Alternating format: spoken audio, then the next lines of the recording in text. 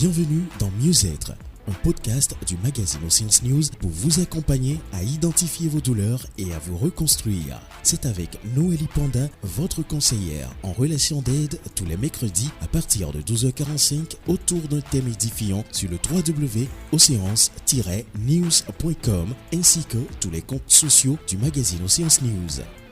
Dans ce nouveau numéro, il sera question de l'image de soi. Bonne condition d'écoute.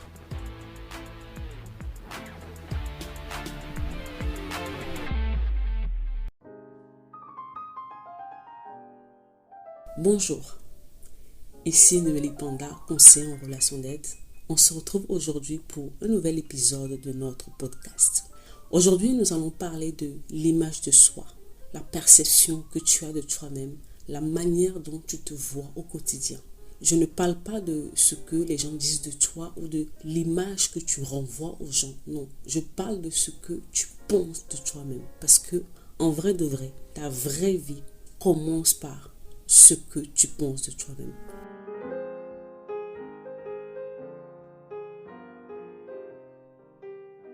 Vous savez, avec le temps, ces années d'accompagnement, j'ai compris que beaucoup de gens font des choses à l'extérieur. Ils font des exploits, ils réussissent des choses, ils font tellement de choses. Et de l'extérieur, vous allez croire que waouh, vous allez dire que non, c'est beau, c'est parfait, cette personne est juste magnifique. Mais quand vous vous approchez de cette personne, vous allez vous rendre compte que c'est une personne qui a une image extrêmement négative de sa propre personne. C'est une personne qui se dévalorise, c'est une personne qui ne voit rien de bien sur lui, c'est une personne qui se dit au fait des mauvaises paroles tout au long de sa journée, de sa vie. Et souvent, ça remonte à très très loin dans son histoire.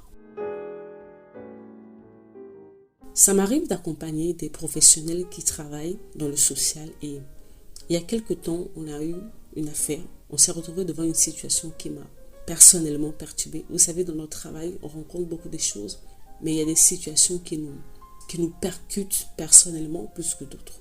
Pas que les autres ne sont pas graves, mais il y a certains qui nous heurtent sérieusement. C'est une dame, en fait, qui est tombée enceinte et dont le géniteur ne voulait rien savoir. Sachant qu'elle travaillait chez une personne, elle avait décidé d'interrompre la grossesse. Alors on a réussi à la convaincre de ne pas faire cela.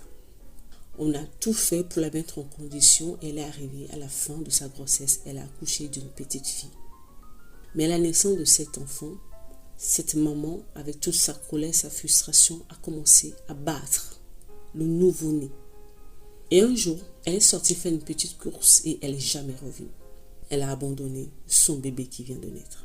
Alors, la dame chez qui elle travaillait a commencé à fouiller, à chercher pour retrouver le géniteur. Au moins, si l'enfant n'a pas la maman, on va essayer de retrouver le père, le géniteur. On a retrouvé le géniteur et lui, à son tour, aussi dit qu'il n'a pas les moyens de pouvoir s'occuper d'un être humain. Donc, voilà, ça ne le regarde pas, qu'ils font ce qu'ils veulent avec cet enfant. Vous imaginez un innocent qui vient à peine de rentrer dans cette vie avec autant de bagages. Il n'a pas demandé à arriver, mais il est arrivé avec autant de problèmes. Voilà l'histoire de beaucoup d'entre nous. Par moments, ce n'est pas textuellement, mais beaucoup d'entre nous, nous sommes arrivés dans ce monde, dans cette vie, déjà dans des conditions compliquées, où on ne voulait pas de nous, où il s'est passé un certain nombre de choses qui ont fait que, dès le départ, les choses sont chaotiques. Imaginez cet enfant dont je vous parle, cette petite fille. Dans 10 ans, dans 15 ans, dans 20 ans, quel type d'adulte elle va devenir si elle ne se retrouve pas dans un environnement qui va l'aider à grandir de manière équilibrée, qui va l'aider à se reconstruire. Sachant que depuis le ventre de sa maman, elle a reçu l'information comme quoi tu n'es pas assez bien, tu n'es pas digne d'être là, on ne veut pas de toi.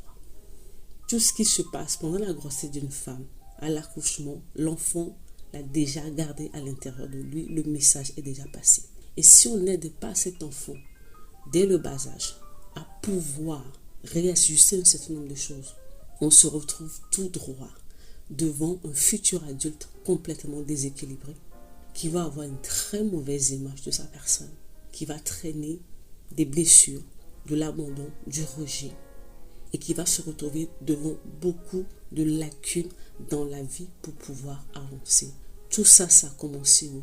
Depuis la cellule familiale, l'endroit où on est censé le protéger, l'endroit où on est censé l'aimer, lui donner le nécessaire pour pouvoir se développer comme il faut. C'est le premier endroit où il y a eu déjà la cassure.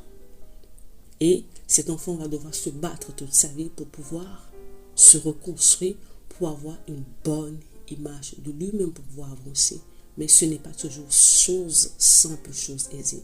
C'est de ça dont nous allons parler dans notre prochain épisode. Comment on se relève de l'abandon. Comment on se relève du rejet. Comment on arrive à se reconstruire, à changer l'image que l'on a de soi-même pour pouvoir avancer dans la vie. Rendez-vous dans le prochain épisode. C'était Noélie Panda. À très bientôt. Bye bye.